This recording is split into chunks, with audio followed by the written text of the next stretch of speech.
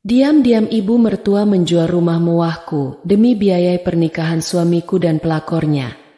Namun mereka tak tahu bahwa aku sudah merencanakan hal ini.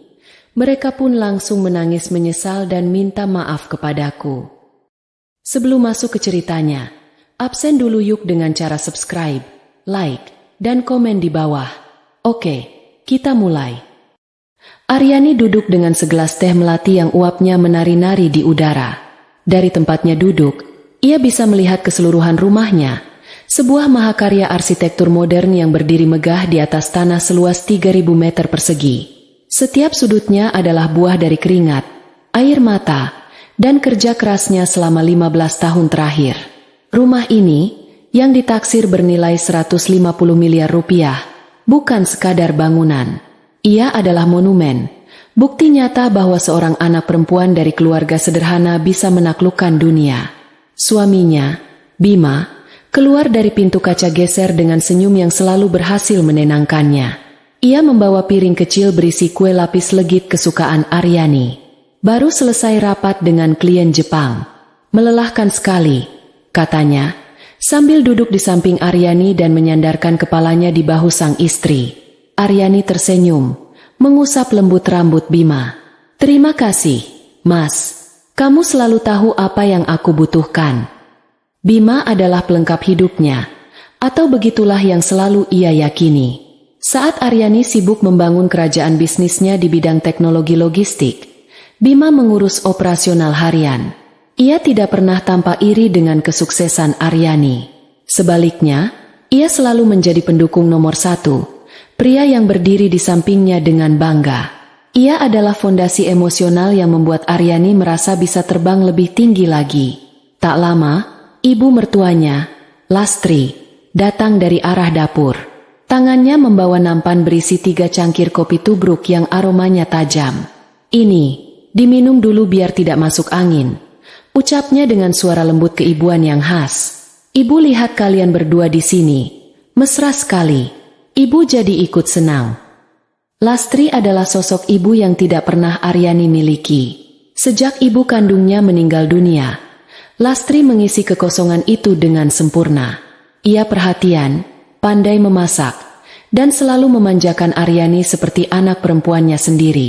Aryani sering berpikir, Tuhan mungkin mengambil ibunya lebih awal, tapi menggantinya dengan sosok mertua yang luar biasa baik.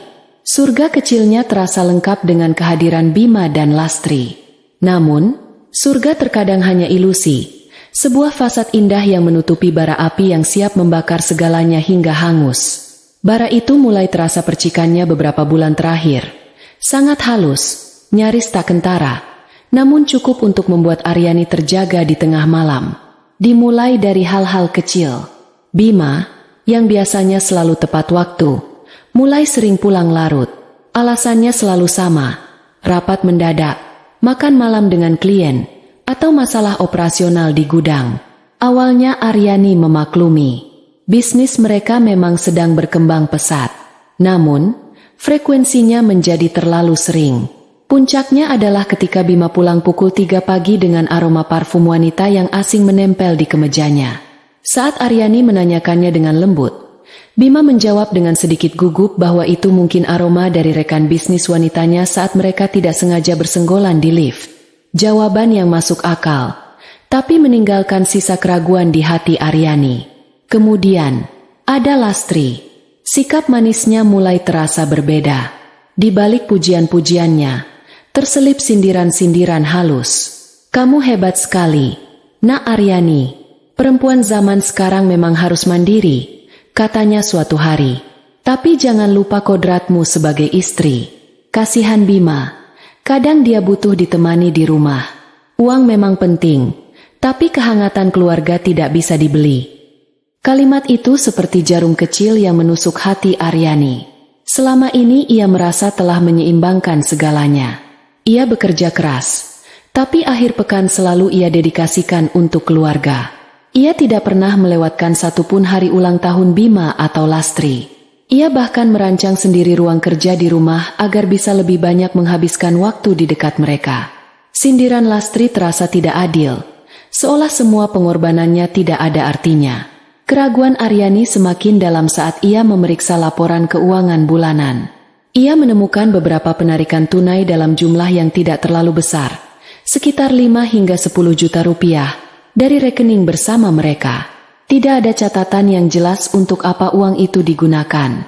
Saat ditanya, Bima menjawab itu untuk biaya operasional tak terduga, seperti memberi uang tip untuk para kuli angkut atau mentraktir makan para mandor lapangan. Lagi-lagi, jawaban yang masuk akal, tetapi polanya berulang setiap minggu. Jika diakumulasi, jumlahnya cukup signifikan. Malam itu, saat mereka sedang makan malam, ponsel Bima berdering. Nama yang tertera di layar adalah Pak Danu, kontraktor. Bima segera mengangkatnya dan berjalan menjauh ke arah taman. Aryani bisa melihat siluetnya dari meja makan. Gerak-geriknya terlihat gelisah. Ia berbicara dengan suara pelan, sesekali melirik ke arah Aryani. Percakapan itu berlangsung hampir 15 menit. Saat kembali ke meja makan, wajah Bima sedikit pucat. "Ada masalah apa, Mas?" tanya Aryani, mencoba terdengar sesantai mungkin.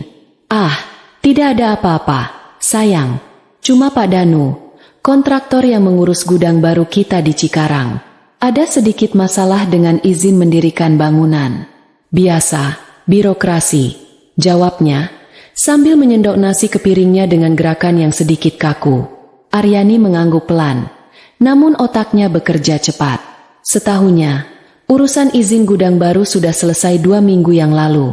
Ia sendiri yang menandatangani berkas finalnya dan memastikan semuanya beres.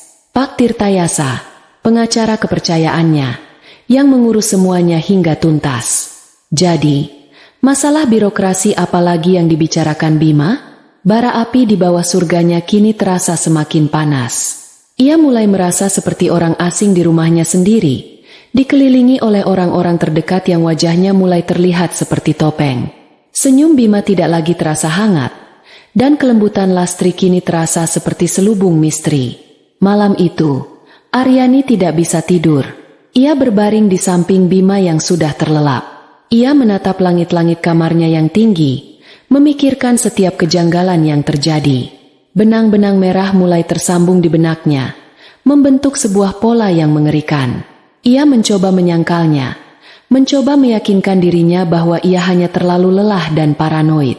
Ia memiliki segalanya, suami yang mencintainya, mertua yang menyayanginya, dan kekayaan yang ia bangun dengan tangannya sendiri. Tidak mungkin semua ini akan hancur. Namun, instingnya sebagai seorang pebisnis yang ulung tidak bisa dibohongi. Insting yang sama yang telah membantunya membaca pasar, memprediksi tren, dan menghindari kesepakatan-kesepakatan buruk, kini berteriak di dalam dirinya. Ada pengkhianatan yang sedang terjadi tepat di bawah hidungnya. Ia bangkit dari tempat tidur dengan gerakan pelan agar tidak membangunkan Bima.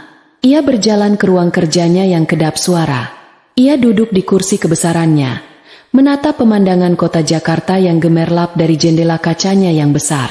Pemandangan yang biasanya memberinya rasa damai dan kebanggaan, kini terasa hampa. Ia tidak akan menjadi korban. Ia tidak membangun semua ini hanya untuk direnggut oleh orang lain.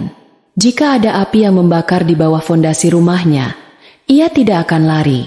Ia akan memadamkannya, atau jika perlu, ia akan menyiramkan bensin ke seluruh rumah dan membakarnya rata dengan tanah sebelum orang lain sempat mengambil abunya.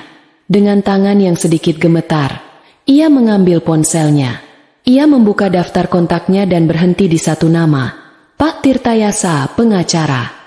Ia menatap nama itu selama beberapa saat. Menekan tombol panggil berarti mengakui bahwa surganya memang sedang terbakar. Itu berarti menyatakan perang terhadap orang yang tidur seranjang dengannya dan wanita yang ia panggil ibu. Tapi Aryani tahu, ia tidak punya pilihan lain. Ia harus tahu kebenarannya, sepahit apapun itu. Dengan satu tarikan napas dalam, jarinya menekan tombol panggil. Ia tidak akan lagi duduk diam di tepian kolam, menikmati senja yang palsu. Ia akan turun ke dalam bara api itu dan mencari tahu siapa yang menyulutnya. Malam itu, Aryani yang naif dan penuh cinta telah mati. Yang tersisa adalah Aryani sang pejuang, sang penyusun strategi, yang siap melakukan apapun untuk melindungi apa yang menjadi miliknya. Panggilan telepon pada dini hari itu dijawab pada dering kedua. Suara serak khas orang baru bangun tidur terdengar di seberang. "Halo, Aryani, ada apa?" "Maaf mengganggu, Pak Tirta, tapi saya butuh bantuan Bapak. Ini sangat mendesak," kata Aryani. Suaranya terdengar datar dan dingin, kontras dengan hatinya yang bergejolak. Pak Tirtayasa, seorang pengacara senior berusia akhir 50-an, langsung mengenali nada suara itu. Itu adalah nada yang sama yang ia dengar dari Aryani belasan tahun lalu, saat perusahaan pertamanya nyaris bangkrut karena ditipu rekan bisnisnya. Itu adalah nada suara seorang pejuang yang sedang terluka tapi menolak untuk tumbang. "Saya mengerti. Di kantor saya besok pagi jam 7. Pastikan tidak ada yang tahu kamu menemuiku." Pertemuan keesokan paginya berlangsung di sebuah ruang rapat kecil yang jendelanya menghadap ke taman belakang kantor hukum Tirtayasa O Partners. Aryani datang mengendarai mobil yang berbeda dari biasanya dan masuk melalui pintu belakang untuk menghindari perhatian. Ia menceritakan semuanya kepada Pak Tirta, mulai dari kecurigaan pertamanya hingga panggilan telepon misterius Bima semalam. Ia tidak menangis, matanya kering, namun sorotnya tajam penuh luka. Pak Tirta mendengarkan dengan saksama, sesekali membuat catatan di buku agenda kulitnya. Setelah Aryani selesai, ia terdiam sejenak, menatap klien sekaligus anak didiknya itu dengan tatapan prihatin. "Aryani," katanya dengan suara berat, "instingmu jarang salah dalam bisnis. Saya khawatir dalam rumah tangga pun begitu. Sebelum kita mengambil kesimpulan, kita butuh bukti. Bukti yang tidak terbantahkan. Apa yang harus saya lakukan, Pak?" "Pertama, jangan tunjukkan perubahan sikap apapun di rumah. Tetaplah menjadi Aryani yang biasa. Kedua, kita perlu melakukan dua hal secara paralel. Saya akan memulai audit diam-diam terhadap seluruh asetmu, baik yang atas nama pribadi maupun perusahaan. Kita perlu memetakan semuanya dan memastikan tidak ada celah hukum yang bisa dimanfaatkan. Ketiga, dan ini yang paling berat untukmu, kita perlu menyewa seseorang untuk mengawasi suamimu." Aryani menelan ludah. Menyewa mata-mata untuk suaminya sendiri terasa seperti sebuah pengkhianatan. Tetapi ia tahu ini adalah satu-satunya jalan. "Lakukan, Pak. Saya harus tahu." Pak Tirta mengangguk. Ia merekomendasikan sebuah agensi investigasi swasta yang terkenal profesional dan sangat rahasia. "Namanya Rahmat. Dia yang terbaik. Saya akan mengaturnya. Kamu hanya perlu memberikan semua informasi yang diperlukan tentang Bima. Jadwalnya, mobil yang biasa ia pakai, foto terbarunya." Hari-hari berikutnya adalah siksaan mental bagi Aryani. Ia harus menjalani sebuah sandiwara besar di rumahnya sendiri. Ia harus tersenyum pada Bima saat suaminya itu berbohong tentang tujuannya pergi. Ia harus menerima pelukan Bima di malam hari, merasakan tubuh pria itu di sampingnya sambil bertanya-tanya dari mana ia baru saja pulang. Ia juga harus bersabar mendengarkan nasihat-nasihat Lastri yang kini terdengar seperti duri di telinganya. Setiap pagi, setelah Bima berangkat kerja, Aryani akan mengirimkan pesan singkat kepada Rahmat, sang detektif, berisi informasi tujuan yang Bima katakan padanya. "Hari ini katanya ke kantor cabang di Bekasi," tulisnya. Beberapa jam kemudian, sebuah balasan akan masuk. Target tidak berada di Bekasi. Target terpantau memasuki sebuah gedung apartemen di kawasan Kuningan. "Kami sedang menunggu." Jantung Aryani terasa seperti diremas setiap kali membaca balasan itu. Ia mencoba menyibukkan diri dengan pekerjaan, membenamkan kepalanya dalam tumpukan laporan dan proposal bisnis. Namun, pikirannya selalu melayang, membayangkan apa yang sedang dilakukan Bima di apartemen itu. Laporan pertama dari Rahmat datang 3 hari kemudian dalam sebuah amplop coklat tebal tanpa identitas pengirim. Aryani membukanya di ruang kerjanya yang terkunci. Isinya adalah setumpuk foto dan beberapa lembar laporan tertulis. Tangannya gemetar saat melihat foto pertama. Bima sedang berjalan di lobi sebuah apartemen. Tangannya menggandeng seorang wanita muda yang usianya mungkin sepantaran dengan adik Aryani. Wanita itu cantik, dengan rambut panjang tergerai dan pakaian yang modis. Foto-foto berikutnya semakin menghancurkan hatinya. Bima dan wanita itu makan siang di sebuah kafe, tertawa lepas. Bima membukakan pintu mobil untuknya. Bima merangkul pinggang wanita itu saat mereka menunggu lift. Laporan tertulis itu memberikan detail yang lebih menyakitkan. Wanita itu bernama Vina, seorang model yang karirnya tidak terlalu cemerlang. Bima menyewakan 1 unit apartemen mewah untuknya. Semua tagihan kartu kredit untuk membeli barang-barang mewah, dari tas bermerek hingga perhiasan, dibayarkan oleh Bima melalui rekening tambahan yang tidak diketahui Aryani. Namun, bukan itu yang paling membuatnya terpukul. Di halaman terakhir laporan itu, ada beberapa foto yang membuat darahnya serasa berhenti mengalir. Foto-foto itu buram, diambil dari jarak jauh, tetapi objeknya sangat jelas. Bima dan ibunya, Lastri, sedang duduk di sebuah kedai kopi sederhana. Di seberang mereka, duduk seorang pria parubaya yang oleh Rahmat diidentifikasi sebagai calo properti dengan rekam jejak yang buruk. Di atas meja, tergeletak sebuah dokumen yang samar-samar terlihat seperti denah sebuah rumah. Rumah mereka. Jadi ini bukan hanya tentang perselingkuhan. Ini adalah sebuah konspirasi. Suaminya dan ibu mertuanya, 2 orang yang paling ia percayai di dunia, berkomplot di belakangnya untuk menjual satu-satunya aset yang paling berharga baginya, monumen kerja kerasnya. Perselingkuhan itu menyakitkan, tapi ini adalah level pengkhianatan yang berbeda. Ini keji. Aryani tidak menangis. Rasa sakit di hatinya terlalu dalam untuk bisa diungkapkan dengan air mata. Yang ada hanyalah amarah yang dingin dan membeku, yang menjalar ke seluruh pembuluh darahnya. Mereka tidak hanya ingin mengkhianatinya, mereka ingin menghancurkannya. Mereka ingin merampas semua yang telah ia bangun. Ia menatap foto Lastri, wanita tua yang selama ini ia hormati, yang selalu bersikap lembut dan keibuan padanya.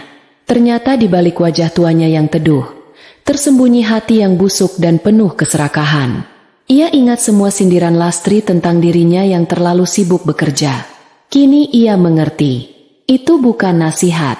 Itu adalah upaya sistematis untuk membuatnya merasa bersalah, untuk membuatnya lengah, agar mereka bisa lebih leluasa menjalankan rencana busuk mereka. Ia menatap foto Bima, pria yang ia cintai, yang telah menemaninya dari bawah. Ternyata pria itu tidak pernah benar-benar mencintainya. Ia hanya mencintai kekayaan dan kenyamanan yang bisa Aryani berikan. Saat ia menemukan mainan baru yang lebih mudah dan menarik, ia tidak segan-segan berencana membuang Aryani dan mengambil semua hartanya untuk memulai hidup baru. Rasa sakit itu perlahan berubah menjadi sesuatu yang lain. Sebuah tekad yang keras seperti baja. Mereka telah salah memilih lawan. Mereka pikir Aryani adalah wanita naif yang bisa mereka kelabui dengan senyum manis dan kata-kata palsu. Mereka tidak tahu bahwa di balik penampilannya yang tenang, ada otak seorang ahli strategi yang telah memenangkan puluhan pertempuran bisnis yang mustahil. Ia mengambil ponselnya dan kembali menghubungi Pak Tirtayasa. Suaranya kini tenang, tanpa getaran sedikit pun. Pak, saya sudah terima laporannya. Semua yang kita takutkan ternyata benar, bahkan lebih buruk. Aryani, saya turut prihatin. Tidak perlu, Pak, potong Aryani. Tidak ada waktu untuk bersedih. Sekarang waktunya menyusun rencana balasan. Mereka ingin mengambil rumah saya. Baik, kita biarkan mereka mencoba. Mereka ingin mengambil uang saya. Baik, kita akan lihat apakah mereka bisa. Mereka telah membangun sebuah panggung sandiwara. Sekarang saya yang akan menulis naskah babak terakhirnya. Kita akan buat sebuah jebakan. Pak, sebuah jebakan yang begitu sempurna, sehingga mereka akan berjalan masuk dengan senyum di wajah mereka, tanpa menyadari bahwa mereka sedang berjalan menuju kehancuran mereka sendiri. Di seberang telepon, Pak Tirtayasa bisa merasakan perubahan total dalam diri Aryani. Tidak ada lagi nada keraguan atau kesedihan. Yang ada hanyalah energi dingin yang penuh perhitungan. Ia tahu, singa betina di dalam diri Aryani telah terbangun. Dan ia akan mengoyak siapa saja yang mencoba merebut wilayahnya. Baik, Aryani, katakan apa rencanamu? Kemarahan adalah api. Ia bisa membakar habis dirimu dari dalam, meninggalkan hanya abu penyesalan. Tapi kemarahan juga bisa ditempa, diubah menjadi baja yang dingin, tajam, dan mematikan. Aryani memilih opsi kedua. Setelah panggilan telepon dengan Pak Tirtayasa, ia tidak lagi merasakan gejolak emosi yang membakar. Yang tersisa adalah ketenangan yang menakutkan, kejernihan pikiran seorang jenderal yang sedang memetakan medan perang di dalam bentengnya sendiri. Ruang kerjanya yang mewah bukan lagi tempat ia mencari inspirasi bisnis, melainkan sebuah markas komando, sebuah ruang perang di mana ia akan merancang kejatuhan musuh-musuhnya. Musuh yang saat ini sedang tertidur lelap di kamarnya, dan musuh yang setiap pagi membuatkannya sarapan dengan senyum palsu. Pertemuan kedua dengan Pak Tirtayasa berlangsung 2 hari kemudian. Kali ini, bukan di kantor hukum, melainkan di sebuah private suite di Hotel Bintang 5 yang sering digunakan Aryani untuk pertemuan bisnis rahasia. Di atas meja mahoni yang besar, tidak ada cangkir teh atau kue-kue kecil. Yang ada hanyalah laptop, beberapa bundel dokumen legal, dan sebuah papan tulis putih besar.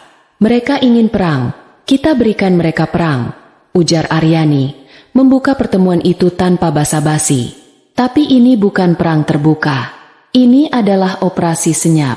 Saya tidak mau mereka tahu apa yang menghantam mereka sampai semuanya sudah terlambat. Pak Tirtayasa mengangguk.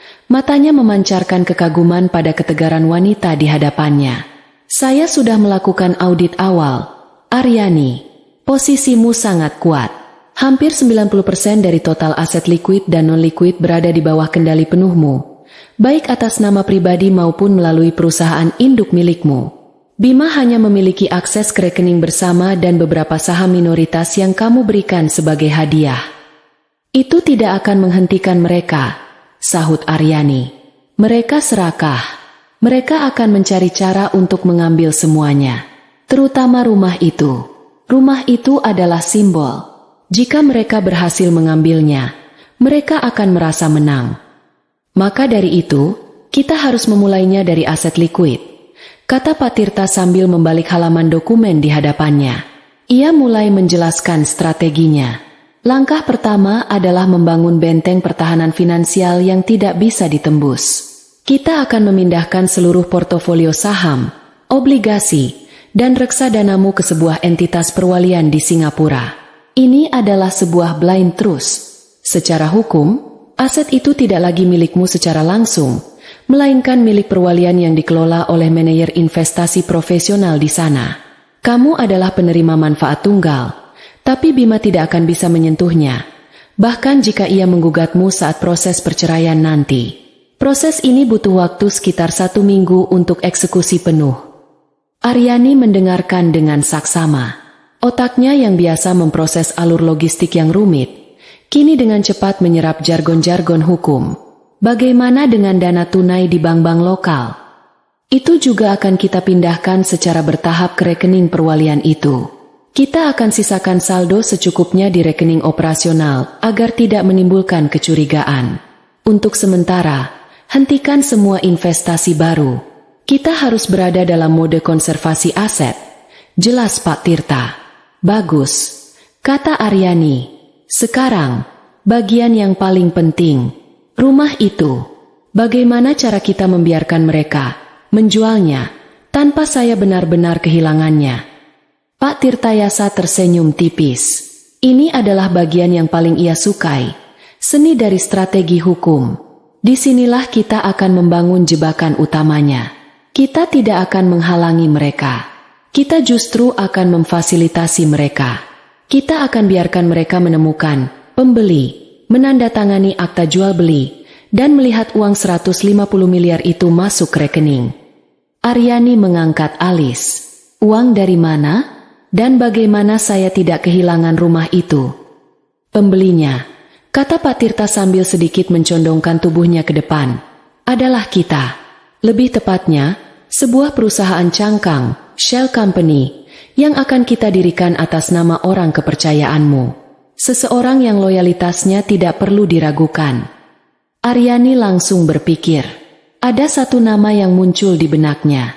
Hermawan, direktur keuangannya yang sudah mengikutinya sejak perusahaan pertamanya masih beroperasi dari garasi rumah. Seorang duda tua yang hidupnya ia dedikasikan untuk pekerjaan dan loyalitas. Saya punya orangnya, kata Aryani. Sempurna, lanjut Pak Tirta. Hermawan akan menjadi direktur di perusahaan cangkang ini. Lalu, mengenai uangnya, kita akan menggunakan uangmu sendiri. Kita akan melakukan serangkaian transfer yang rumit melalui beberapa rekening, membuatnya tampak seperti dana investasi dari luar negeri. Saat transaksi nanti, uang 150 miliar itu akan ditransfer oleh perusahaan cangkang itu ke rekening yang telah disepakati. Secara teknis, kamu membeli rumahmu sendiri. Aryani terdiam, mencerna kecerdikan rencana itu. Jadi, Bima dan Lastri akan berpikir mereka berhasil menjual rumah itu dan mendapatkan uangnya. Padahal uang itu adalah milik saya, dan kepemilikan rumah itu hanya berpindah dari nama saya pribadi ke nama perusahaan saya yang lain. Tepat sekali. Mereka akan merayakan kemenangan di atas panggung palsu yang kita bangun untuk mereka. Simpul Pak Tirta. Lalu, bagaimana kita menjerat mereka secara hukum? Tanya Aryani. Disinilah letak keindahan jebakan ini, jawab Pak Tirta, matanya berbinar. Uang 150 miliar itu akan ditransfer ke sebuah rekening bersama baru, seperti yang kamu bilang Bima inginkan agar transparan. Kita akan setuju dengan ide itu. Kita akan buka rekening baru atas nama kalian berdua. Namun, sebelum itu, saya akan berbicara dengan kontak saya di level direksi bank tersebut. Rekening itu akan kita tandai secara khusus. Setiap upaya penarikan atau transfer dana dalam jumlah besar dari rekening itu, terutama ke rekening pribadi atas nama Bima seorang, akan secara otomatis memicu protokol anti pencucian uang dan penipuan. Rekening itu akan langsung dibekukan oleh sistem. Aryani tersenyum dingin. Sebuah senyum yang sudah lama tidak muncul di wajahnya. Jadi, mereka akan melihat uang 150 miliar di rekening, tapi mereka tidak akan pernah bisa menyentuhnya. Mereka mungkin bisa menarik jumlah kecil untuk foya-foya di awal. Kita biarkan itu. Itu akan menjadi bukti penggelapan dana nantinya. Tapi saat Bima mencoba memindahkan seluruhnya, saat itulah jebakan kita berbunyi. Uangnya akan terjebak dalam birokrasi perbankan dan penyelidikan hukum.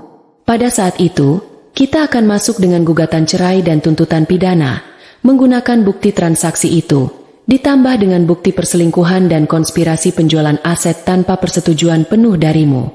Mereka tamat. Papan tulis putih itu kini penuh dengan bagan alur, nama perusahaan, dan skema transfer dana.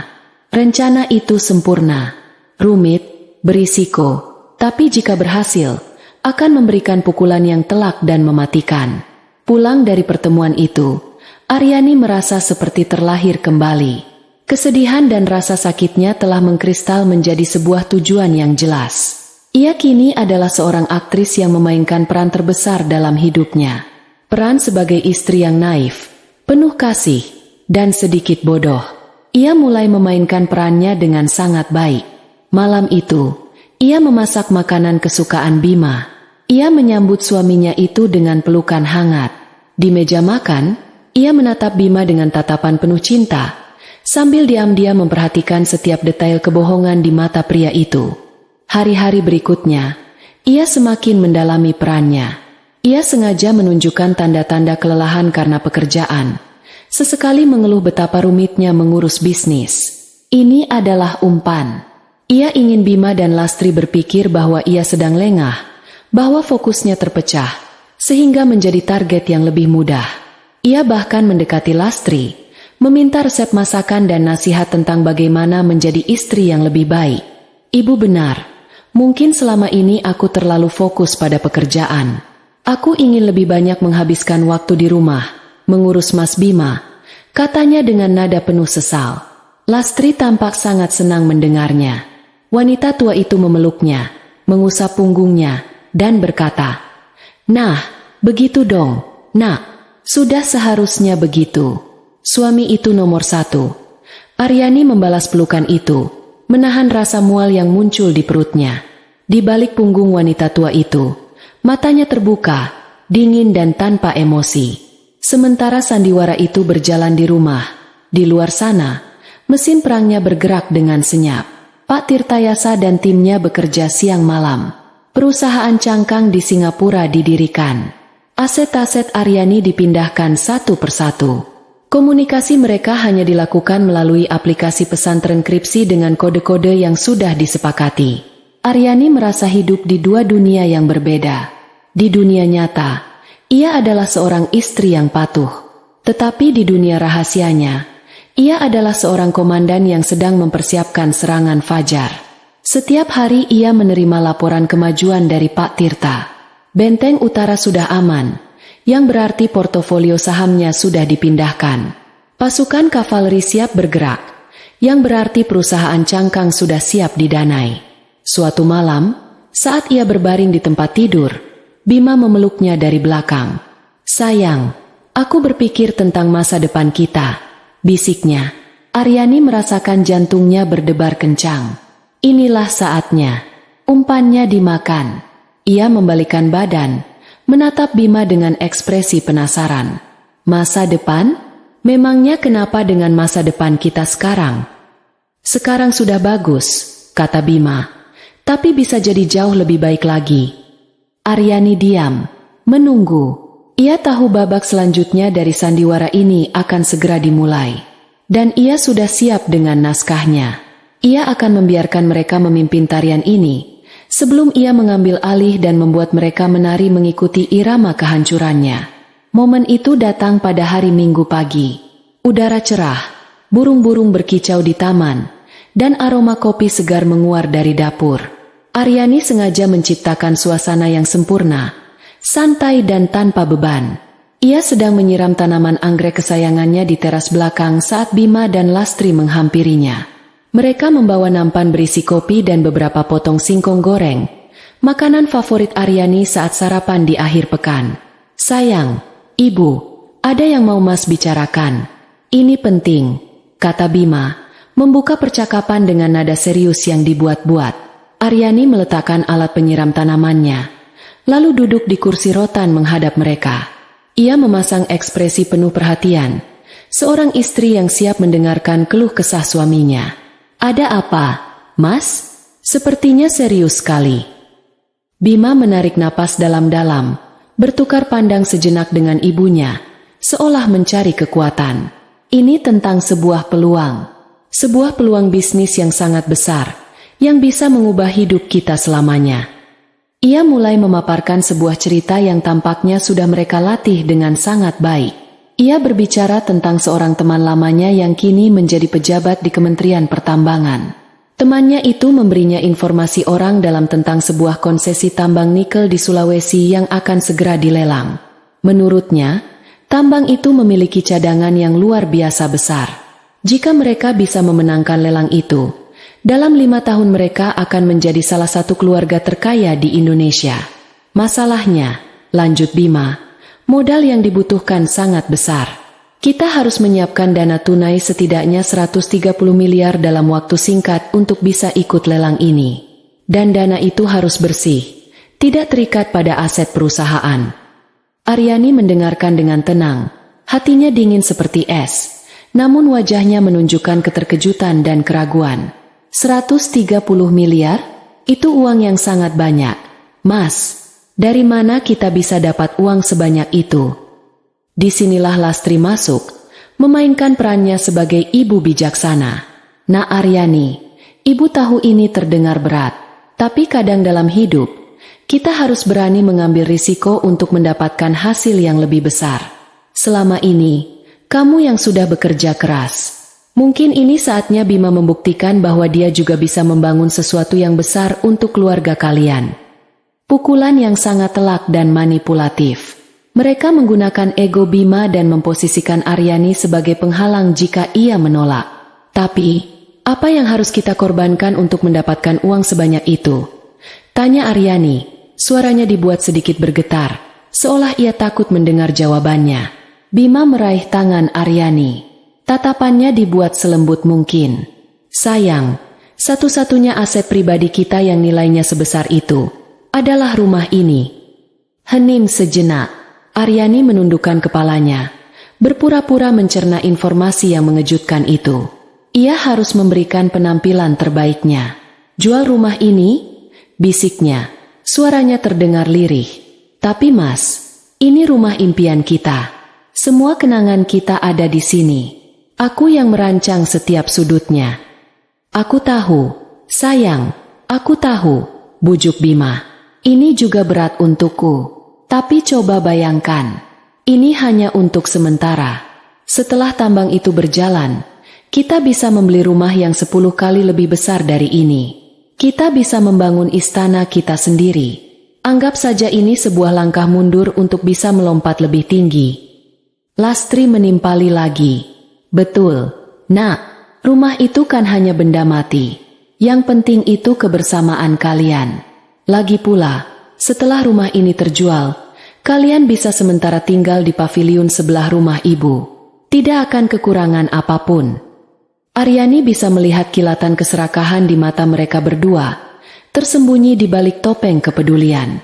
Ia membiarkan mereka terus membujuknya selama hampir 1 jam.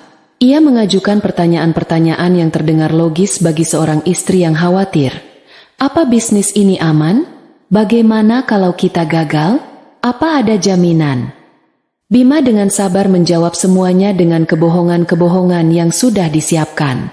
Ia menunjukkan proposal palsu, lengkap dengan data geologi dan proyeksi keuntungan yang angkanya luar biasa fantastis. Ia bersumpah di depan Aryani bahwa ini adalah kesempatan yang tidak akan datang 2 kali. Akhirnya, setelah tampak melalui pertarungan batin yang hebat, Aryani mengangkat wajahnya. Matanya dibuat sedikit sembab. Baiklah, katanya dengan suara pasrah.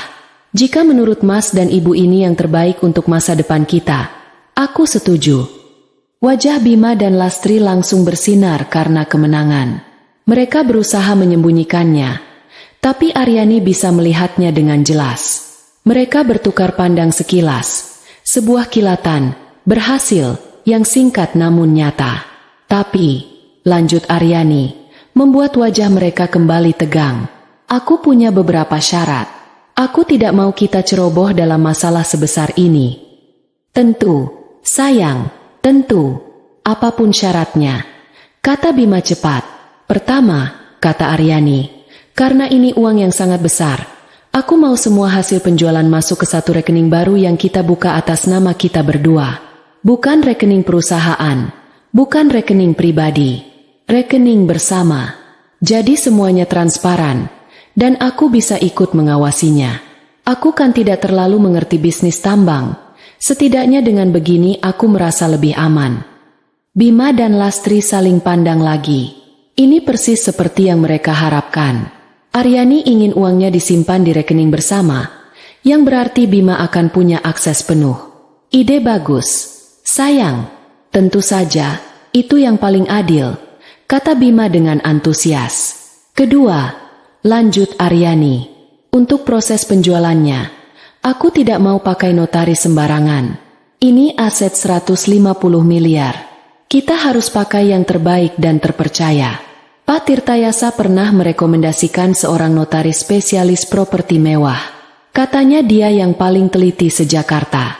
Kita pakai dia saja ya, biar tidak ada masalah hukum di kemudian hari. Ini sedikit di luar rencana mereka. Mereka sudah punya notaris sendiri yang siap bekerja sama. Tapi menolak permintaan Aryani akan sangat mencurigakan. Apalagi Aryani membingkainya sebagai tindakan kehati-hatian. Oh, tentu, jawab Bima sedikit ragu. Kalau memang dia yang terbaik, kita pakai dia. Ia berpikir, notaris manapun tidak akan menjadi masalah. Yang penting transaksi itu terjadi. Terakhir, kata Aryani, ini adalah syarat kuncinya. Aku mau di dalam perjanjian jual beli nanti, ada klausa yang menyatakan bahwa pembayaran harus dilakukan lunas dalam 1 kali transfer. Aku tidak mau dicicil. Aku takut nanti pembelinya wan prestasi. Jadi, 150 miliar harus masuk utuh ke rekening baru kita. Baru setelah itu akta jual beli kita tanda tangani di depan notaris. Setuju. Ini adalah musik yang paling indah di telinga Bima dan Lastri. Lunas dalam 1 kali transfer. Itu berarti mereka bisa segera mendapatkan semua uangnya tanpa harus menunggu. Setuju. Tentu saja setuju. Sayang, kamu pintar sekali memikirkan hal-hal detail seperti ini. Puji Bima sambil memeluk Aryani erat. Aryani membalas pelukan itu. Di atas bahu suaminya, ia menatap Lastri yang sedang tersenyum penuh kemenangan. Aryani ikut tersenyum, sebuah senyum tipis yang tidak mereka lihat. Seminggu kemudian, mereka duduk di hadapan notaris pilihan Aryani, yang tentu saja sudah menjadi bagian dari rencana besar itu. Bima membawa seorang calon pembeli, yang sebenarnya adalah Hermawan, direktur keuangan Aryani, yang hari itu berdandan necis dan menyamar sebagai perwakilan investor dari Singapura. Hermawan memainkan perannya dengan cemerlang. Ia berbicara dengan aksen Inggris yang kental, mengajukan beberapa pertanyaan teknis, dan setelah tawar-menawar palsu, ia setuju dengan harga 150 miliar. Di ruangan itu, Aryani menandatangani surat perjanjian awal untuk menjual. Tangannya mantap saat menggoreskan tinta di atas kertas. Bima dan Lastri, yang duduk di sampingnya, tidak bisa menyembunyikan senyum puas di wajah mereka. Mereka merasa seperti baru saja memenangkan lotre terbesar dalam sejarah. Mereka melihat Aryani sebagai seorang istri penurut yang akhirnya berhasil mereka taklukkan.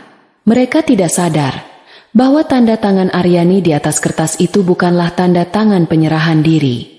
Itu adalah tanda tangannya sebagai seorang algojo yang baru saja meresmikan jadwal eksekusi untuk para pengkhianatnya. Umpan telah dimakan. Pintu jebakan telah tertutup di belakang mereka, tanpa suara sedikit pun. Hari penandatanganan akta jual beli terasa anehnya normal. Cuaca di luar cerah, lalu lintas Jakarta berjalan seperti biasa, dan orang-orang di kantor notaris tersenyum profesional. Hanya Aryani yang bisa merasakan badai sunyi di dalam ruangan berpendingin itu. Ia duduk di samping Bima, mengenakan blus sutra berwarna krem yang membuatnya tampak elegan namun rapuh. Di seberangnya, Hermawan, dalam penyamarannya sebagai Mr. Chen dari Singapura, memasang wajah serius seorang investor internasional. Lastri duduk sedikit di belakang Bima, seperti seorang ratu ibu yang mengawasi pangerannya naik tahta. Notaris yang telah bekerja sama dengan Pak Tirtayasa, seorang wanita parubaya yang tenang bernama Ibu Diana, menjelaskan pasal-pasal terakhir dalam dokumen setebal bantal itu dengan suara monoton. Bima tampak tidak sabar. Matanya terus melirik ke arah ponselnya yang tergeletak di atas meja. Ia tidak peduli pada bahasa hukum yang rumit itu. Ia hanya peduli pada satu hal, 150 miliar rupiah. Baik, jika semua sudah jelas, kata Ibu Diana, maka pihak pembeli bisa melakukan transfer sekarang. Setelah dana terkonfirmasi masuk rekening bersama yang telah disepakati, baru kita akan menandatangani akta ini. Hermawan mengangguk singkat. Ia mengeluarkan laptopnya, mengetik beberapa kali, lalu berkata dengan aksennya yang dibuat-buat. The transfer is initiated. It is a large amount, so it may take a few minutes for the bank to process it. Menit-menit berikutnya terasa seperti selamanya. Bima mengetuk-ngetukkan jarinya di atas meja. Lastri meremas-remas ujung tas tangannya. Aryani hanya diam, menatap kosong ke arah lukisan pemandangan di dinding, namun seluruh inderanya waspada. Ini adalah titik kritis. Titik di mana uang digital yang tak terlihat akan menjadi bukti nyata dari sebuah kejahatan. Lalu, sebuah suara ping yang nyaring memecah keheningan. Itu adalah suara notifikasi dari ponsel Bima. Matanya langsung tertuju pada layar. Sebuah senyum lebar yang tak bisa ditahan merekah di wajahnya. Ia hampir saja bersorak, namun berhasil menahannya menjadi sebuah desahan lega yang dibuat-buat. Ia menunjukkan layar ponselnya pada Aryani. Lihat, sayang, sudah masuk. Persis seperti yang kita harapkan. 150 miliar. Masa depan kita sudah di depan mata. Di layar itu, tertera angka yang fantastis, 150 miliar rupiah. Aryani menatap angka itu, lalu menatap wajah suaminya yang berseri-seri. Ia tersenyum tipis. Syukurlah kalau begitu, Mas. Di dalam hatinya, ia berbisik, selamat datang di rekening transit menuju neraka, Mas Bima. Setelah konfirmasi diterima, proses penandatanganan berlangsung cepat. Pena-pena mahal bergerak di atas kertas. membubuhkan tanda tangan yang akan mengubah segalanya. Saat Bima menyerahkan pena itu kembali pada notaris, ia melirik ibunya. Mereka bertukar senyum kemenangan yang tipis namun penuh arti. Mereka berhasil. Mereka telah menaklukkan benteng terakhir. Dalam perjalanan pulang, Bima menyetir dengan satu tangan, sementara tangan lainnya tak henti-hentinya menggenggam tangan Aryani. Ia berbicara tanpa henti tentang rencana-rencana besarnya, tentang investasi, tentang membangun rumah baru yang lebih megah, tentang liburan keliling dunia. Aryani hanya menanggapi dengan gumaman singkat, memainkan perannya sebagai istri yang masih sedikit sedih karena kehilangan rumahnya tapi mencoba tegar demi suaminya. Untuk merayakan langkah pertama kita, kata Bima tiba-tiba, mengubah arah mobil menuju sebuah mall paling mewah di Jakarta. Kita harus membeli sesuatu yang spesial, sebagai penanda era baru keluarga kita. Aryani ingin menolak, tapi ia tahu penolakan akan terlihat aneh. Ia membiarkan Bima memarkir mobilnya. Mereka berjalan masuk ke dalam mall yang gemerlap itu. Bima, dengan langkah penuh percaya diri yang baru ia temukan, langsung menuju sebuah butik jam tangan mewah. Tanpa banyak bertanya, ia menunjuk sebuah jam tangan berlapis emas dengan detail kronograf yang rumit. Harganya hampir mencapai 1 miliar rupiah. Saya ambil yang ini, katanya kepada pramuniaga dengan gaya seorang raja. Ia mengeluarkan kartu debit hitam dari rekening bersama yang baru itu. Saat ia memasukkan PIN, jantung Aryani berdebar sedikit. Ini adalah tes pertama. Apakah sistem bank akan membiarkan transaksi ini lewat? Pak Tirta berkata, transaksi di bawah nominal tertentu akan diizinkan untuk mengumpulkan bukti. Dan benar saja, transaksi itu berhasil. Bima tertawa penuh kemenangan saat jam tangan baru itu melingkar di pergelangan tangannya. Bagaimana, sayang? Pantas, kan? Aryani hanya mengangguk. Kemudian, Bima menariknya ke sebuah toko perhiasan. Ia melakukan hal yang sama untuk ibunya, Lastri, yang menunggu di mobil. Sebuah kalung berlian dengan liontin besar berbentuk bunga ia beli tanpa menawar. Ini untuk ibu. Ibu pantas mendapatkannya, katanya pada Aryani. Aryani menyaksikan semua itu dengan perasaan aneh. Ia seperti sedang menonton film tentang kehancuran seseorang. Setiap gesekan kartu debit itu adalah satu langkah lebih dekat menuju jurang. Bima dan Lastri tidak sedang berbelanja. Mereka sedang menggali kuburan mereka sendiri dengan kartu debit yang ia berikan. Keesokan harinya, kegilaan itu berlanjut. Bima tidak masuk kantor. Ia menelepon Aryani, mengatakan ia harus bertemu dengan mitra investasi untuk membahas langkah selanjutnya. Aryani tahu persis siapa mitra investasi itu. Dari laporan Rahmat sang detektif, ia tahu Bima langsung meluncur ke apartemen Vina. Di sana, Bima disambut seperti pahlawan. Ia menyerahkan sebuah kartu kredit tambahan kepada Vina. Pakai ini sesukamu. Belilah apapun yang kamu inginkan. Kamu tidak perlu lagi bekerja. Aku yang akan menanggung hidupmu, katanya dengan angkuh. Vina memekik senang, memeluk Bima dengan erat. Hari itu juga, ia menghabiskan hampir 200 juta rupiah untuk berbelanja tas, sepatu, dan pakaian desainer. Bima hanya tersenyum puas melihatnya. Ia merasa seperti dewa, mampu memberikan kemewahan pada wanita simpanannya hanya dengan lambaian tangan. Merasa tak terkalahkan, Bima memutuskan untuk mulai mengamankan aset-aset lain. Ia ingat Aryani memiliki portofolio saham blue chip yang nilainya beberapa miliar rupiah. Ia selalu menganggap itu sebagai aset bersama. Dengan percaya diri, ia menelepon pialang saham langganan mereka. Halo, Pak Rudi, ini Bima. Saya mau instruksi untuk likuidasi semua saham di portofolio atas nama Aryani. Tolong cairkan semuanya ke rekening saya. Di seberang telepon, Pak Rudi terdiam sejenak. Mohon maaf, Pak Bima, saya tidak bisa melakukan itu. Pertama, instruksi harus datang dari Ibu Aryani sendiri. Kedua, Pak Rudi terdengar ragu.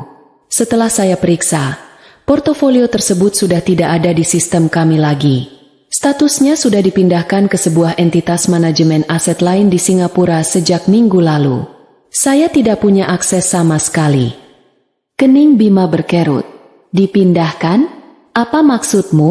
Aryani tidak bilang apa-apa padaku. Saya juga tidak tahu detailnya. Pak, prosesnya dilakukan langsung oleh tim legal Ibu Aryani. Sepertinya untuk restrukturisasi aset. Mungkin Bapak bisa tanyakan langsung pada beliau. Bima menutup telepon dengan kesal. Restrukturisasi aset? Omong kosong apa ini? Pikirnya. Ia merasa sedikit terganggu, tapi tidak sampai panik. Mungkin Aryani hanya sedang merapikan administrasinya. Lagi pula, apa artinya beberapa miliar saham dibandingkan dengan 150 miliar uang tunai yang ada di genggamannya? Ia memutuskan untuk mengabaikannya untuk sementara. Ia akan menanyakannya pada Aryani nanti dengan santai. Malamnya, saat makan malam, Bima dan Lastri tak henti-hentinya mengagumi barang-barang baru mereka. Lastri bahkan memakai kalung berliannya di rumah. Terima kasih ya, Nak, kamu memang anak yang berbakti, katanya sambil menatap Bima dengan bangga. Ini baru permulaan, Bu, sahut Bima. Setelah investasi ini berhasil, Ibu tidak perlu lagi tinggal di rumah lama. Bima akan bangunkan istana untuk Ibu. Mereka berbicara seolah-olah Aryani tidak ada di sana. Mereka terlalu mabuk oleh kemenangan mereka, terlalu silau oleh angka-angka di rekening bank mereka. Mereka tidak menyadari tatapan Aryani yang mengawasi mereka dari seberang meja. Tatapan yang dingin, tajam, dan penuh perhitungan. Dari lorong, Aryani bisa mendengar mereka berbisik-bisik saat ia pura-pura pergi ke dapur. Lihat kan, Bu, dia tidak curiga sama sekali. Dia terlalu bodoh untuk menyadari apa yang terjadi. Bisik Bima. SSST, jangan keras-keras. Yang penting sekarang uangnya sudah aman. Kita hanya perlu menunggu waktu yang tepat untuk meninggalkan dia, balas Lastri. Aryani bersandar di dinding dapur yang dingin. Tangannya mengepal erat. Bodoh, ia tersenyum getir. Ya, biarkan mereka berpikir begitu. Biarkan mereka menikmati euforia sesaat mereka. Biarkan tikus-tikus itu berpesta dengan keju di dalam perangkap. Karena ia tahu, sebentar lagi, ia akan menarik talinya, dan pesta itu akan berakhir dengan jeritan. Apartemen Vina terletak di lantai 32 sebuah gedung pencakar langit yang berkilauan. Dari balkonnya, pemandangan kota Jakarta di malam hari terhampar seperti permadani cahaya. Namun, keindahan itu tidak ada artinya bagi 3 orang yang sedang merayakan kemenangan kotor mereka di dalam. Bima, Lastri, dan Vina sedang mengadakan sebuah pesta pribadi. Hanya mereka bertiga. Sebuah perayaan untuk persekutuan jahat mereka.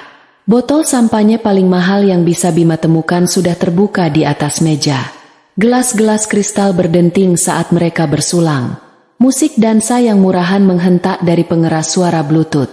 Untuk kita, seru Bima, mengangkat gelasnya tinggi-tinggi. Ia sudah sedikit mabuk. Wajahnya memerah karena alkohol dan kebanggaan. Untuk otak jeniusku yang berhasil mendapatkan semua ini. Untuk putraku satu-satunya yang paling hebat. Timpal Lastri. Matanya berkaca-kaca karena bahagia. Ia menatap Bima dengan pemujaan. Di matanya, anaknya adalah seorang pahlawan yang baru saja memenangkan perang. Dan untuk dompet Mas Bima yang sekarang setebal kamus. Pekik Vina. Lalu tertawa melengking sambil bergelayut manja di lengan Bima.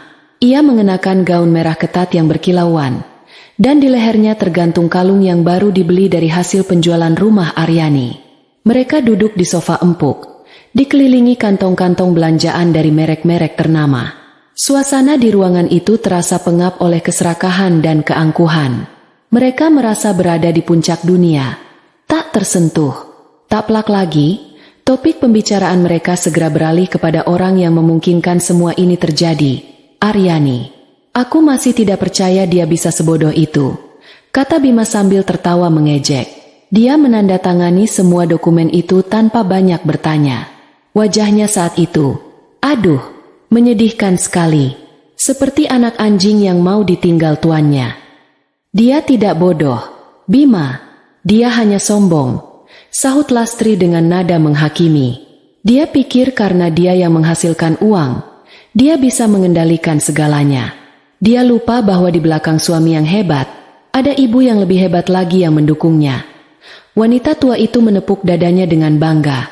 Kasihan juga sih sebenarnya, kata Vina dengan nada yang dibuat-buat simpatik. Namun matanya menari-nari penuh kemenangan. Wanita tua yang terlalu sibuk bekerja sampai tidak sadar suaminya sudah tidak cinta lagi. Pasti sakit sekali ya rasanya kalau dia tahu Mas Bima akan segera menceraikannya dan menikah denganku. Bima tertawa terbahak-bahak. Ia menarik Vina ke dalam pelukannya dan menciumnya dengan kasar. Dia tidak akan pernah tahu sampai aku yang memberitahunya. Biarkan saja dia sibuk dengan perusahaan logistiknya yang membosankan itu. Kita di sini menikmati hasil kerja kerasnya. Adil, bukan? Sangat adil, kata Lastri. Itu memang sudah seharusnya menjadi hakmu. Nak, kamu itu suaminya. Harta istri adalah harta suami juga. Dia saja yang pelit dan tidak mau berbagi. Mereka terus merendahkan Aryani, menertawakan kepercayaannya, mengejek kerja kerasnya. Setiap kata yang mereka ucapkan adalah belati yang mereka pikir sedang mereka tancapkan di punggung Aryani. Mereka tidak tahu, setiap kata itu terekam dengan jelas. Di dalam sebuah pot bunga artifisial di sudut ruangan, sebuah alat penyadap canggih seukuran kancing baju yang ditempatkan oleh Rahmat beberapa hari sebelumnya menangkap setiap bisikan dan tawa jahat mereka. Di puncak euforianya, didorong oleh alkohol dan ego, Bima merasa inilah saatnya. Ia melepaskan pelukannya dari Vina, lalu berlutut dengan satu kaki di hadapan wanita itu.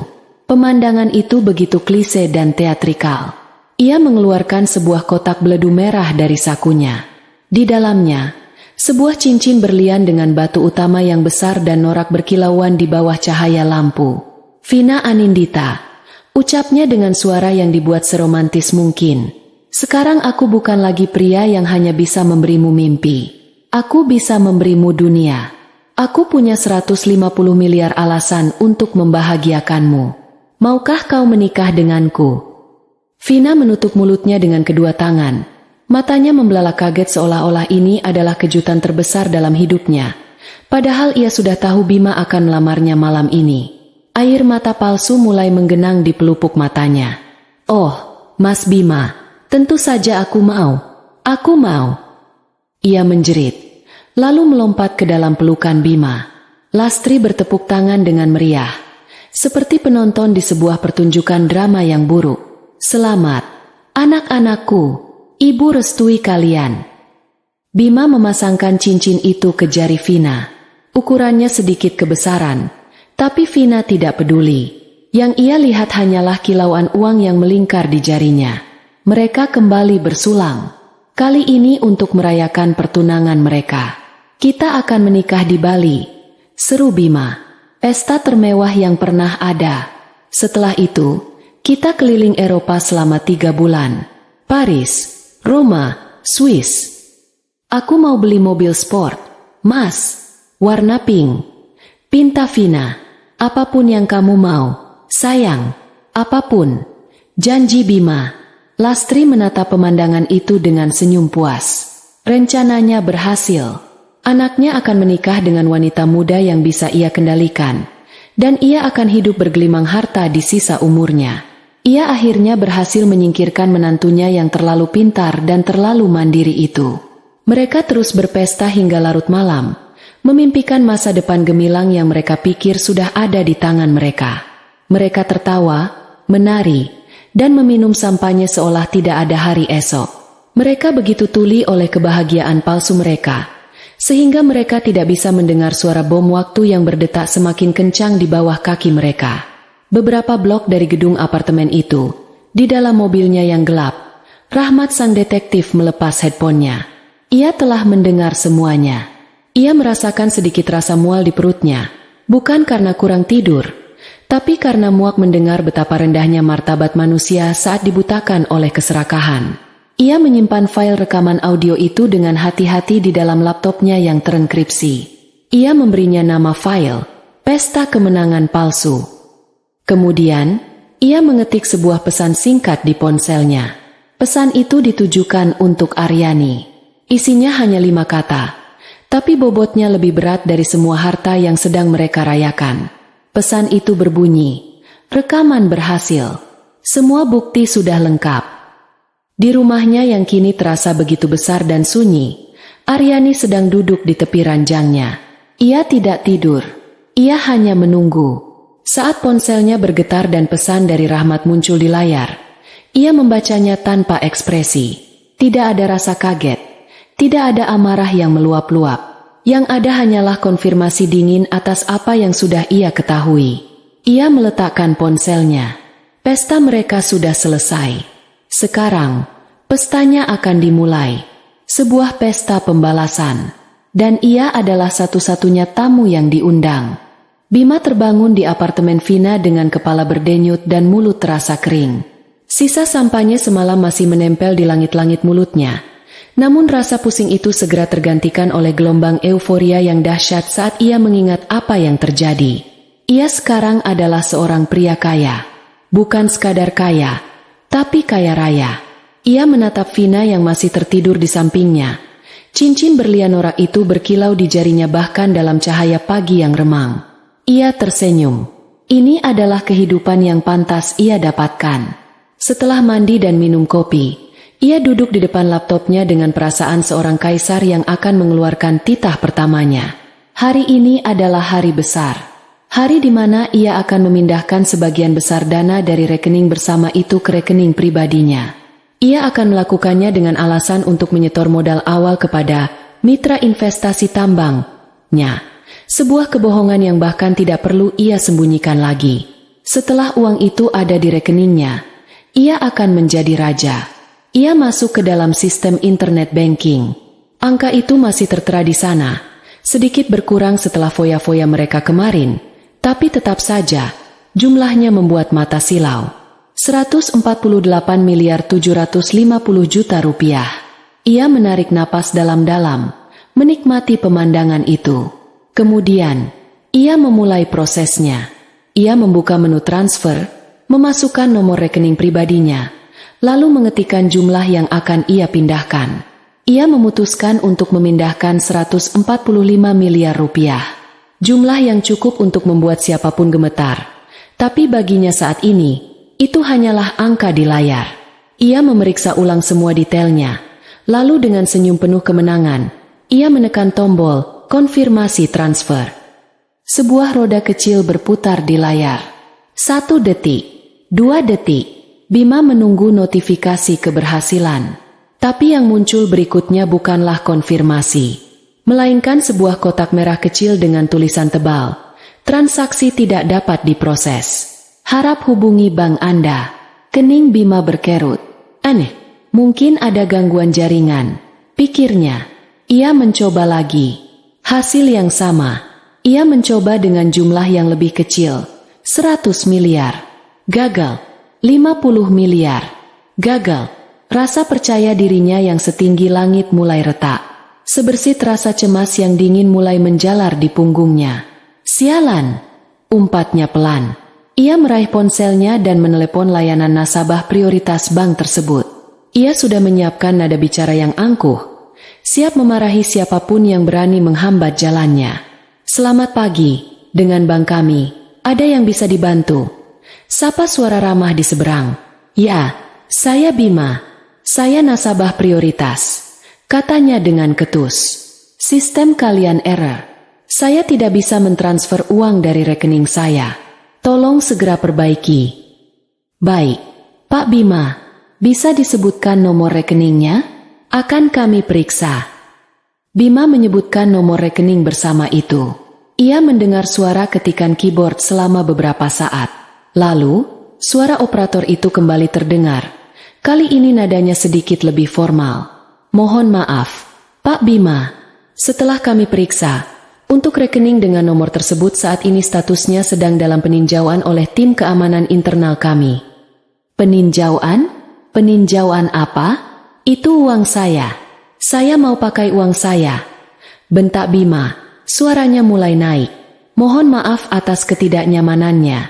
Pak, karena adanya aktivitas transaksi yang tidak biasa, yaitu masuknya dana dalam jumlah sangat besar dari pihak ketiga yang kemudian langsung diikuti oleh upaya transfer keluar dalam jumlah yang hampir sama ke rekening pribadi. Sistem keamanan kami secara otomatis membekukan sementara rekening tersebut untuk melindungi nasabah dari potensi penipuan atau pencucian uang. Penjelasan itu seperti hantaman palu ke kepala Bima. Pencucian uang? Penipuan? Omong kosong apa ini? Melindungi dari apa? Saya bilang itu uang saya.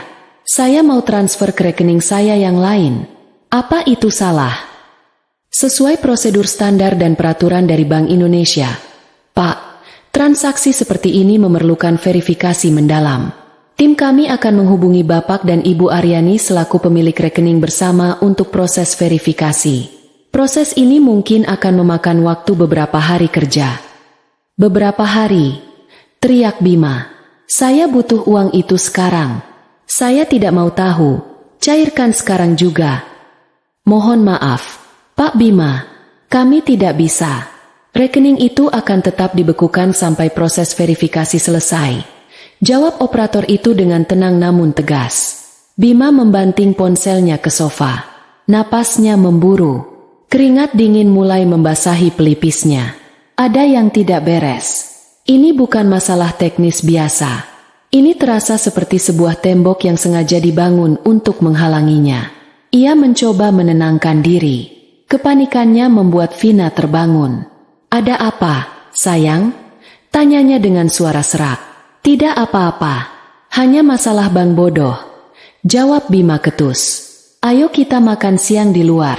Aku butuh udara segar.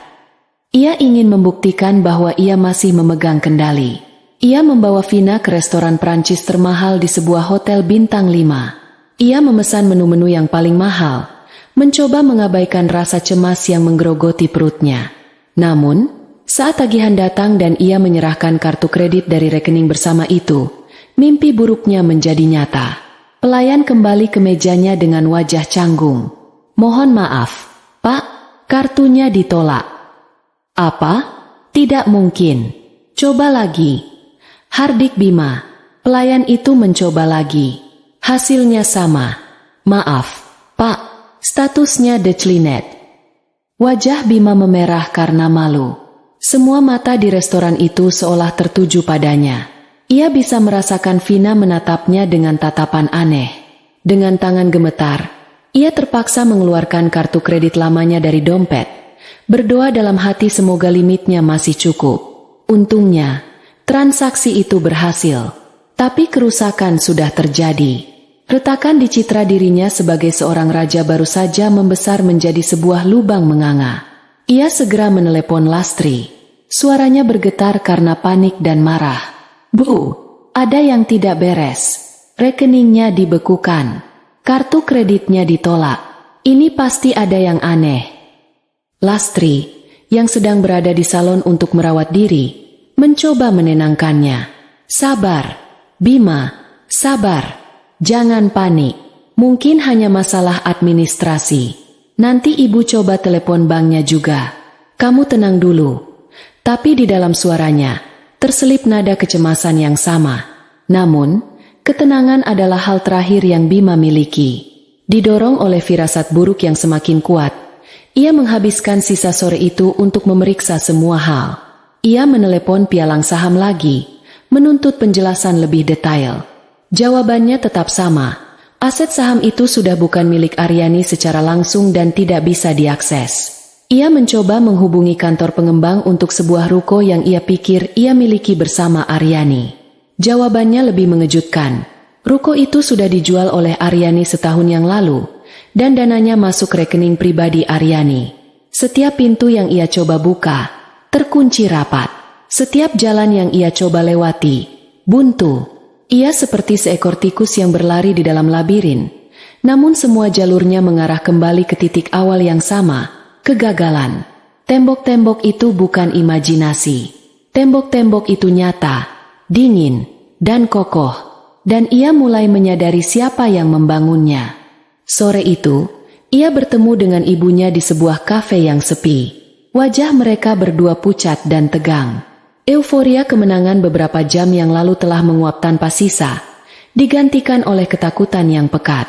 Ini tidak mungkin kebetulan, Bu, desis Bima, matanya liar.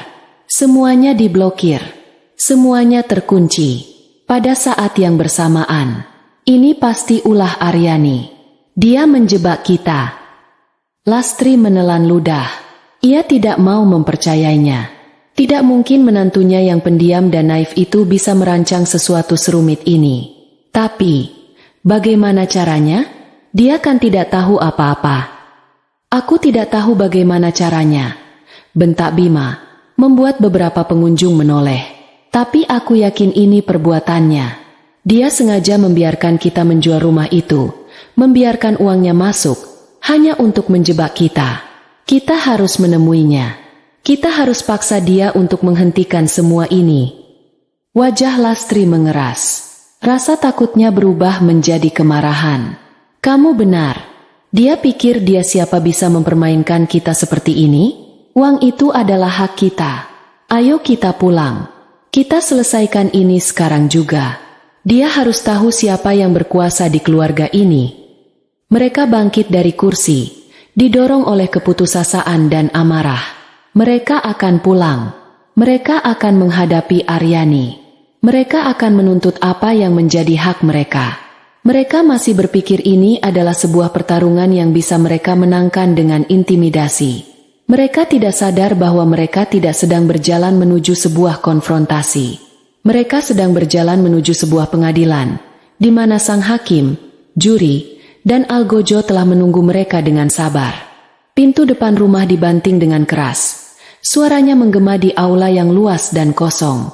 Bima dan Lastri melangkah masuk seperti badai. Wajah mereka merah padam karena amarah dan kepanikan. Mereka mencari Aryani di ruang keluarga, di dapur, di taman belakang, tapi tidak menemukannya. Aryani! Keluar kamu, jangan bersembunyi, teriak Bima. Suaranya terdengar kasar dan putus asa. Sebuah suara yang tenang menjawab dari lantai atas. Aku di ruang kerja, Mas. Mereka bergegas menaiki tangga marmer yang megah itu. Langkah kaki mereka terdengar tergesa-gesa dan berat. Mereka mendorong pintu ruang kerja yang terbuat dari kayu jati itu hingga terbuka. Pemandangan di dalam membuat mereka berhenti sejenak. Aryani tidak sedang bersembunyi. Ia sedang menunggu. Ia duduk dengan tenang di belakang meja kerjanya yang besar dan berkilauan. Sebuah meja yang menjadi simbol kekuasaannya. Ia mengenakan setelan kerja berwarna biru tua yang membuatnya tampak berwibawa. Di hadapannya ada secangkir teh melati yang masih mengepulkan uap. Ia menatap kedatangan mereka dengan ekspresi yang begitu tenang, seolah ia sedang menerima tamu bisnis. Bukan suami dan ibu mertua yang sedang mengamuk. Ketenangan inilah yang membuat bulu kuduk mereka meremang. Aryani, apa-apaan ini semua? Sembur Bima, maju beberapa langkah ke depan. Kenapa rekeningnya dibekukan? Kenapa aku tidak bisa mengakses apapun? Aku mau kamu telepon bank sekarang juga dan bereskan masalah ini. Hentikan permainan konyolmu ini. Lastri berdiri di belakang Bima, memberinya dukungan dengan tatapan tajam yang diarahkan pada Aryani. Kamu jangan macam-macam. Aryani, kamu tidak bisa melakukan ini pada kami. Uang itu adalah hak Bima, hak keluarga ini. Aryani tidak langsung menjawab. Ia mengangkat cangkir tehnya, menyesapnya perlahan, lalu meletakkannya kembali di atas piring kecil dengan gerakan yang anggun dan tanpa suara. Matanya menatap mereka berdua, satu persatu, dengan tatapan yang dingin dan menusuk. Permainan? Tanyanya. Suaranya pelan namun memenuhi seluruh ruangan. Oh, ini bukan permainan, Mas. Ini adalah konsekuensi. Ia menggerakkan tetikus komputernya. Layar monitor besar berukuran 40 inci yang ada di dinding di belakangnya menyala. Kalian ingin tahu apa yang terjadi? Baik, mari kita lihat bersama-sama. Klik. Sebuah foto muncul di layar. Foto Bima sedang menggandeng tangan Vina di lobi apartemen. Bima tersentak kaget. Apa ini? Klik. Foto berikutnya. Bima dan Vina sedang makan siang, tertawa mesra. Klik. Bima merangkul pinggang Vina di depan lift. Klik. Bima dan Vina masuk ke dalam kamar hotel di luar kota. Wajah Bima menjadi seputih kertas. Lastri terkesiap, menutup mulutnya dengan tangan. Ini fitnah, ini editan, bantah Bima. Suaranya terdengar lemah. Aryani tidak menggubrisnya. Fitnah. Ia tersenyum sinis. Kalau begitu, mungkin ini juga fitnah. Ia menutup folder foto itu dan membuka sebuah file audio. Keheningan di ruangan itu pecah oleh suara yang sangat mereka kenal. Suara mereka sendiri. Aku masih tidak percaya dia bisa sebodoh itu. Suara tawa Bima yang mengejek terdengar begitu jelas. Dia tidak bodoh, Bima. Dia hanya sombong. Suara Lastri yang menghakimi menyusul. Pasti sakit sekali rasanya kalau dia tahu Mas Bima akan segera menceraikannya dan menikah denganku. Suara manja Vina membuat Lastri menatap anaknya dengan ngeri. Rekaman pesta kemenangan palsu itu diputar tanpa jeda. Setiap kata cemoohan, setiap tawa angkuh, setiap rencana busuk mereka, semuanya terdengar begitu jernih. Bima dan Lastri berdiri mematung. Wajah mereka berubah dari marah menjadi pucat pasi, lalu menjadi ngeri. Mereka seperti sedang dipaksa menonton jiwa mereka yang paling busuk dipertontonkan di layar lebar. Saat rekaman suara Bima yang sedang melamar Vina diputar, Lastri tidak tahan lagi. Kakinya lemas dan ia hampir jatuh jika tidak berpegangan pada kusen pintu. Bima sendiri hanya bisa menatap layar dengan mulut ternganga, tak mampu berkata-kata. Aryani menghentikan rekaman itu. Ia menatap mereka berdua dengan tatapan muak. Topeng kalian bagus sekali. Hampir saja aku tertipu. Ia kemudian berdiri, menyandarkan kedua tangannya di atas meja. Kini, tidak ada lagi ketenangan. Yang ada adalah kemarahan dingin seorang ratu yang kerajaannya telah dikhianati. Sekarang, mari kita bicarakan tentang uang, katanya. Nadanya tajam seperti baja. Ia menunjuk sebuah tumpukan dokumen tebal di sisi mejanya. Kalian pikir kalian telah menjual rumah ini seharga 150 miliar? Kalian salah besar. Ia menjelaskan semuanya dengan detail yang mematikan. Tentang perusahaan cangkang yang didirikan atas nama Hermawan. Tentang uang 150 miliar yang merupakan uangnya sendiri, yang ia putar melalui beberapa rekening agar terlihat sah. Kalian tidak menjual rumah saya kepada investor. Kalian baru saja menandatangani dokumen yang mentransfer kepemilikan rumah saya kepada perusahaan saya yang lain. Dan kalian melakukannya di depan notaris, disaksikan oleh hukum. Kalian baru saja menciptakan bukti tertulis bahwa kalian berkonspirasi untuk melakukan penipuan dan penggelapan aset keluarga. Selamat. Bima mundur selangkah. Napasnya tercekat. Otaknya tidak mampu lagi memproses informasi ini. Dan, aset kita, yang kau sebut itu, Mas? Lanjut Aryani. Tatapannya terkunci pada Bima. Tidak pernah ada aset kita. Sejak awal, yang ada hanya aset saya. Setiap lembar saham, setiap obligasi, setiap jengkal properti yang kubeli dengan keringatku, semuanya sudah kulindungi dalam sebuah dana perwalian di Singapura. Sebuah benteng hukum yang bahkan pengacara terbaik di dunia pun tidak akan bisa menembusnya. Kau tidak punya hak bahkan atas debu di lantai rumah ini. Ia berjalan memutari meja, mendekati mereka. Bima dan Lastri secara refleks mundur ketakutan. Rekening yang dibekukan itu, kata Aryani. Rekening itu tidak akan pernah bisa kalian cairkan. Rekening itu adalah umpannya. Rekening itu adalah perangkapnya. Setiap rupiah yang kalian gunakan untuk membeli jam tangan mewah, kalung berlian, dan membiayai perempuan simpananmu itu, semuanya tercatat sebagai bukti pencurian. Pihak bank sudah menyerahkan laporan lengkapnya kepada pengacara saya pagi ini. Dan rekaman suara tadi akan menjadi pelengkap yang indah di pengadilan nanti. Semuanya terbongkar. Setiap lapis kebohongan, setiap intrik, setiap rencana busuk mereka, semuanya telah dilucuti hingga telanjang di bawah cahaya kebenaran yang kejam. Jebakan itu jauh lebih rumit dan lebih dalam dari yang pernah mereka bayangkan. Bima akhirnya hancur. Ia jatuh terduduk di lantai, tidak mampu lagi menopang berat tubuhnya sendiri.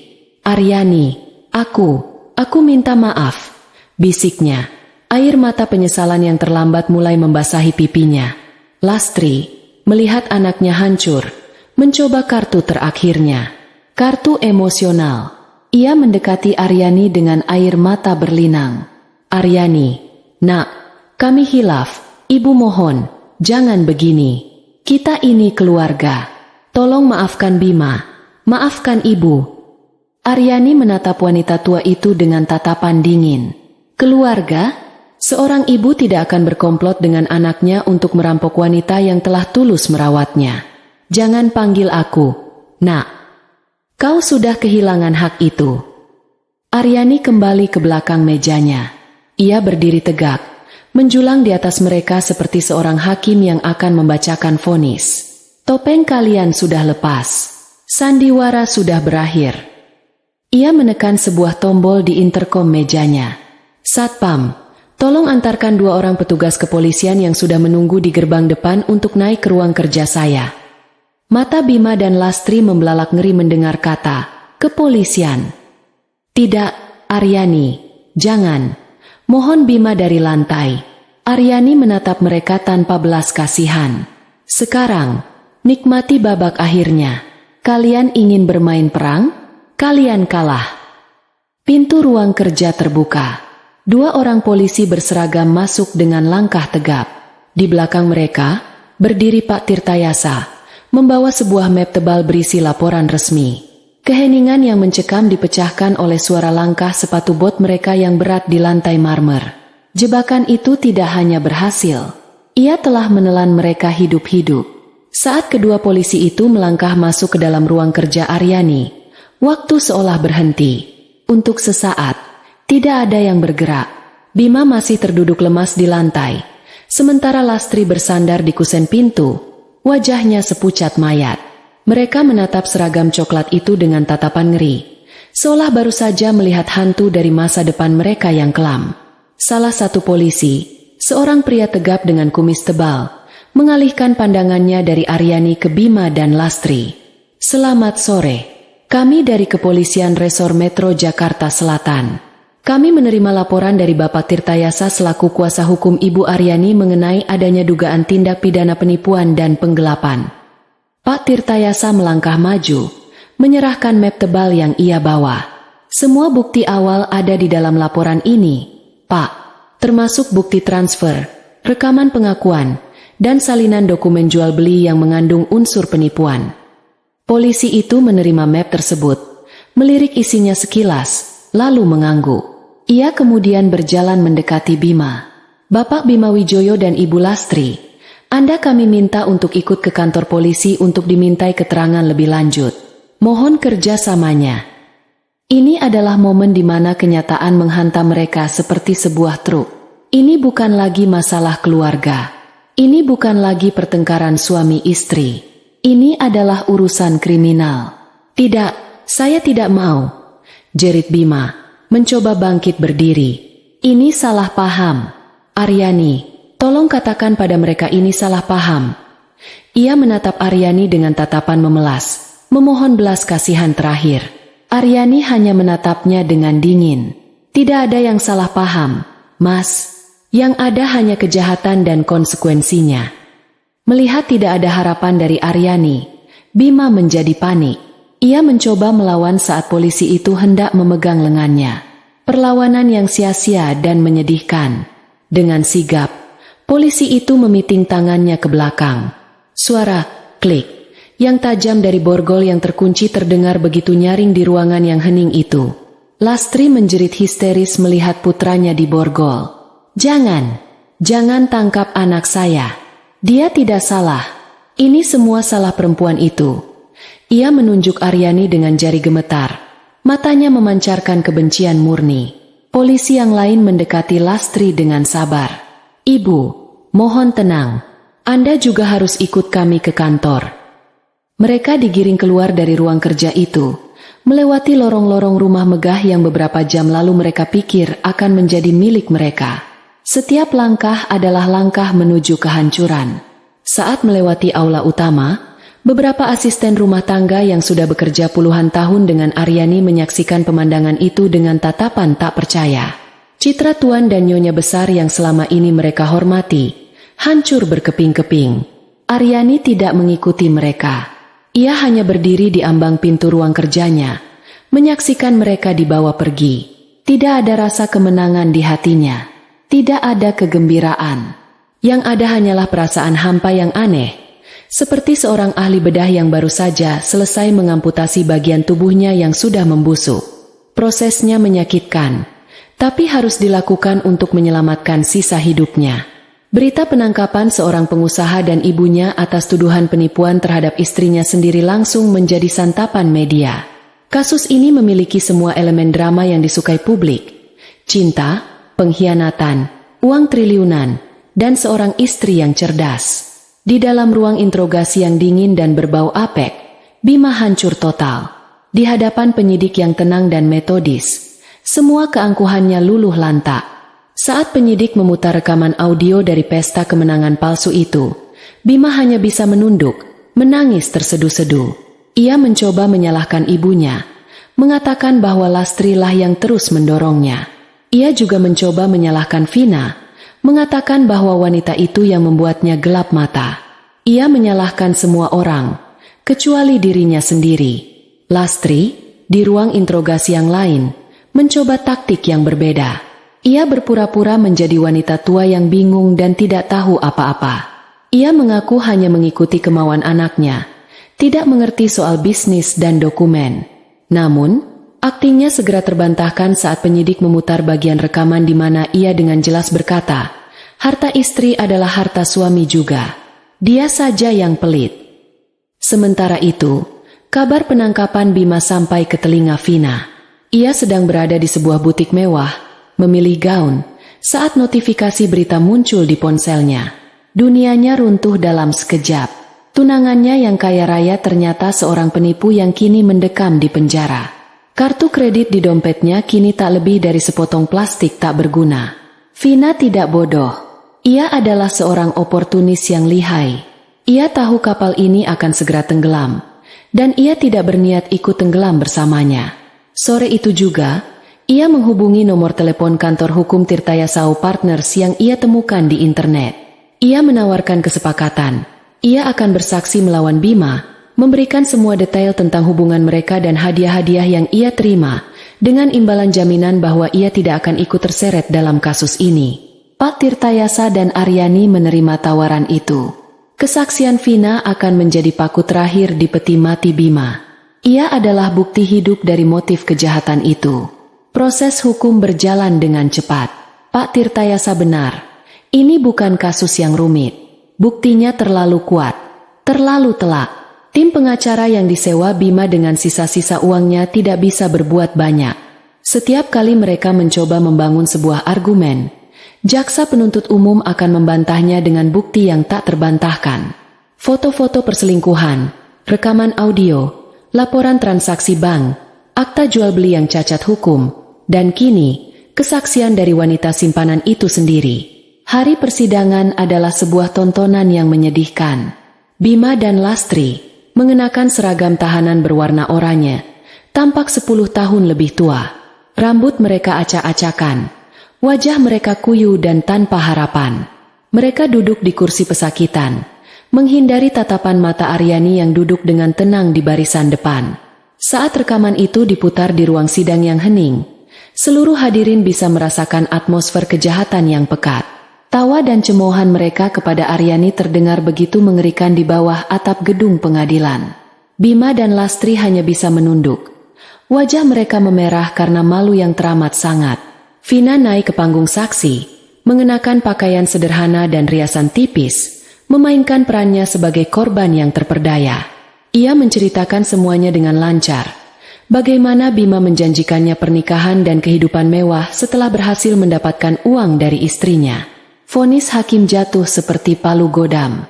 Tidak ada keraguan sedikit pun dalam keputusannya. Terbukti secara sah dan meyakinkan melakukan tindak pidana penipuan dan penggelapan secara bersama-sama dan berlanjut. Majelis hakim memutuskan menjatuhkan hukuman penjara kepada terdakwa Bima Wijoyo selama 12 tahun dan kepada terdakwa Lastri selama 8 tahun. Palu diketuk 3 kali. Suara yang menandai akhir dari segalanya. Bima jatuh pingsan di kursinya. Lastri menjerit histeris, memanggil-manggil nama anaknya. Suasana di ruang sidang menjadi ricuh. Namun, putusan itu sudah final. Selain hukuman penjara, hakim juga memerintahkan penyitaan seluruh aset pribadi mereka untuk membayar ganti rugi kepada Aryani. Semua yang mereka miliki, rumah kecil peninggalan almarhum suami Lastri, mobil tua, dan sisa tabungan mereka yang tak seberapa, semuanya akan lenyap. Mereka tidak hanya kehilangan kebebasan, mereka kehilangan segalanya. Aryani berjalan keluar dari gedung pengadilan, dikerubungi oleh wartawan yang memberondongnya dengan pertanyaan. Ia tidak menjawab satupun. Ia hanya berjalan lurus menuju mobilnya yang sudah menunggu. Pak Tirtayasa membukakan pintu untuknya. Saat mobil melaju, ia menoleh ke belakang, melihat gedung pengadilan yang menjulang itu untuk terakhir kalinya. Perang telah usai. Para pengkhianat telah menerima hukuman yang setimpal. Kehancuran mereka total dan absolut. Aryani menarik napas panjang. Ia tidak merasakan kegembiraan, hanya kelegaan. Kelegaan karena mimpi buruknya telah berakhir. Kini, ia bisa mulai membersihkan puing-puingnya dan membangun kembali hidupnya dari awal. 1,5 tahun telah berlalu. Musim telah berganti, dan hiruk-pikuk kasus yang pernah menghebohkan itu perlahan meredup, menjadi sekadar arsip berita di dunia maya. Bagi dunia, itu adalah cerita lama. Bagi Aryani, itu adalah titik balik yang mendefinisikan ulang seluruh hidupnya. Pagi itu, Aryani kembali duduk di tepian kolam renangnya. Pemandangan yang sama seperti di awal cerita, namun dengan perasaan yang sama sekali berbeda. Jika dulu ia duduk dengan secangkir teh melati dan kegelisahan yang tersembunyi, kini ia duduk dengan secangkir kopi hitam pekat dan ketenangan yang mengakar kuat di dalam jiwanya. Rumah ini masih sama megahnya, namun auranya telah berubah. Setelah proses hukum selesai dan perceraiannya dengan Bima resmi diputuskan, Aryani melakukan sebuah pembersihan total. Ia merombak beberapa bagian rumah, mengganti semua perabotan yang pernah dibeli atau disentuh oleh Bima dan Lastri. Ia menyumbangkan semua pakaian dan barang-barang pribadi mereka.